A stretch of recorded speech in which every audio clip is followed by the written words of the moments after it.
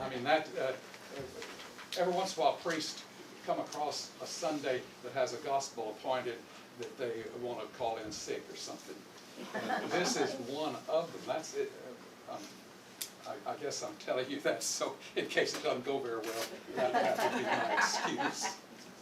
But we all know the 23rd Psalms, so I want to just mention that as we begin. This is partly what is in it. The Lord is my shepherd, green pastures, still waters, an overflowing cup. That is the serene side of being a Christian. But this gospel reading in Luke crashes in on our spiritual serenity. The spell of a peaceful religion is shattered. We become startled as we hear Jesus speak these difficult words. Some have admitted to being shocked and puzzled by what Jesus says. How do these words strike you? If anyone comes to me and does not hate his own father and mother, and wife, and children, and brothers and sisters, yes, even his own life, he cannot be my disciple. These words bring us forthrightly to what we might call the crux of being a Christian. Now you know the word crux. It's part of one of the, in English, a very well-known phrase, the crux of the matter. And by that phrase, we're usually referring to the heart of the matter, to the thing that brings us to the distinguishing feature about something, to that which reveals the core of the matter. It is interesting and telling that this word crux is letter for letter the same word as the Latin word crux, and that Latin word means cross. So when we talk about the crux of being a Christian, we're not only talking about the heart of the matter, but by using the word crux, we are automatically saying that this heart of the matter of being a Christian involves something of the cross, something of feeling crucified, something that strongly suggests a painful side. This is not to say that all of Christianity is painful, but it is to say that the distinguishing feature of being a Christian will involve a painful side. For surely the crux, the cross, involves sacrifice, pain, and even death. So what is this painful thing, the crux about what Jesus speaks here? What is it for which Jesus shockingly announces we should be willing to hate father, mother, spouse, children, and all the rest of the family?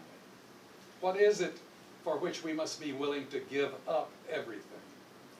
What is the thing about which, as Jesus puts it, we should count the cost? At first, we are probably tempted to think that it is something like our salvation, our faith in Christ. But as I'm sure you know, we have to realize that everything concerning our salvation and our faith involves no cost, no pain, no crux of the matter on our part. Christian doctrine teaches that Christ bore all the pain, all the cost, all the cost. Christ alone saves us. Christians preach, and even our faith in Him is totally God's gift to us. So we're still left with a question about what the crux of being a Christian is. Throughout the reading, however, Jesus never tells us what it is. So it is that Jesus warns us in the gospel, sit down and count the cost. Yet this kind of discipleship may indeed involve renouncing everything, your very self. Jesus, of course, is himself the perfect example of the very thing he is calling us to do. Look at his crux, that is the climactic moment when he hung upon the cross. He was suffering in physical pain, but the greater pain may have been mustering that last ounce of love whereby he was able to bless his executioners and say, Father, forgive them, for they know not what they're doing. And it reminds me of a story I read, Christ-like in nature, I would say, that transpired in Chicago a few years ago. At that time, a young man had publicly accused Cardinal Bernardin in the Roman Catholic Church in the Chicago Archdiocese of misconduct in office. And you can imagine what that misconduct was. I won't go into it. The charges were ravaging and destructive. As it turned out, the tables were turned. The young man withdrew his charges, admitting that they were totally false. Several months later, the young man was on his deathbed, dying from a fatal illness. It must have been with some considerable pain that Cardinal Bernardin then went to this young man and blessed him, wishing him the eternal peace of Christ. There is a high cost to such faithful discipleship. We could call it the pain of forgiving. Unless we too quickly agree with all of this, let's remind ourselves that the capacity for holding grudges and nursing personal hatreds is an awesome force to overcome. We're all sinners, and that means we're all held in the clutches of sin. Much of our sin takes place with the setting of human relationships. In our dealings with other people, we find it difficult to practice understanding and love and forgiveness and icy silence. He champions the loss of eye contact between people who should be looking at each other straight in the eyes, Satan does. Satan convinces us never to suffer the painful humiliation of giving in. He always presses us toward maintaining our own selfish stance. Rights rather than relationships is the devil's theme.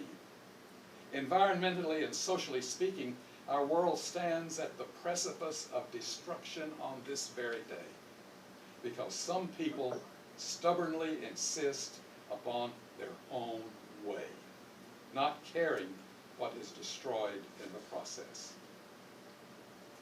Do you remember the time when Jesus was talking with his disciples about going to Jerusalem to suffer and be killed and on the third day be raised?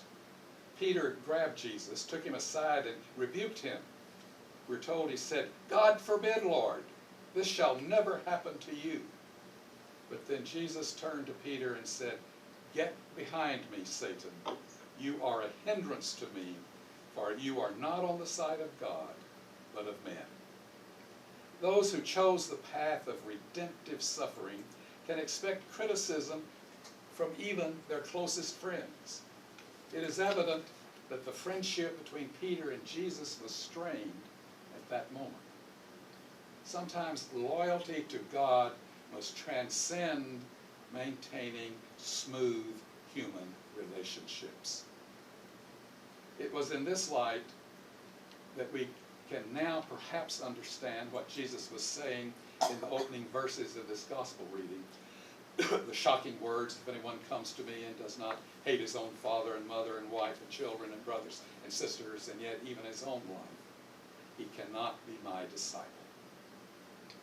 Understandably, it can be for those who love us the most, father and mother, husband, wife, the rest of the family, who jump when our rights are being threatened or when injustice is threatening our well-being, and they will stick up for us. Like Jesus did to Peter, we might at that point have to turn our backs on the people who love us most and whom we love most for the sake of being faithful to God. While our parents are shouting, "No one's going to push my kid around," we may have to follow through and demonstrate a higher wisdom and a more profound love, an undeserved love, a grace so unexpected that it is amazing indeed. This is what Jesus did when he died on the cross. Because Jesus did that for us, we will live in forgiveness with all other people. even though they may not deserve it. And even when in the eyes of most others, we could rightfully withhold forgiveness. This is the crux of being a Christian. God help us all to carry such a cross. Amen.